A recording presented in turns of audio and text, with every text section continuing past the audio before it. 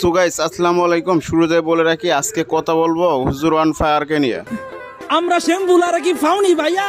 কুত্তার লেজে যদি তেল মারা হয় অবশ্যই কুত্তার লেজটাও সোজা হয়ে যায়। এখন আমার এই কথাটির জন্য অনেক ভাই ব্রাদার এসে বলবেন যে হুজুরদেরকে নিয়ে কুত্তার সাথে তুলনা করলেন কেন। কথাটা আমি এজন্যই বললাম, হুজুরকে অনেকজন অনেক বাজে মন্তব্য করতেছে, তাও হুজুর কিন্তু ভিডিও করা বাদ দেয়নি। তার কারণ এই যে আগেই বললাম কুকুরের লেজ কখনো সোজা হয় না।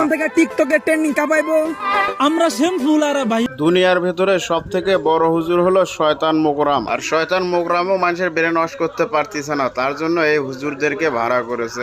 অনেকেই বলতেছে আমরা বলে টিকটকে শ্যাম্পু লাগাইতেছি। এতদিন এই শ্যাম্পু হুজুর শ্যাম্পু লাগাইলেন, আবার দেখি নতুন আপডেটে লাগাইতেছে সাবান। আমি বলি হুজুর এখনো সময় আছে, টিকটক থেকে বাদ দিয়ে আপনি ইসলামের পথে চলে আসুন। আর এসব মিসাইল আমাদের দেশে মাইরেন না, এতে করে আমাদের ইসলামের ক্ষতি হয়। আজ থেকে লাগাবো। কি লাগাবেন হুজুর? এটা কি সাবান? শ্যাম্পু।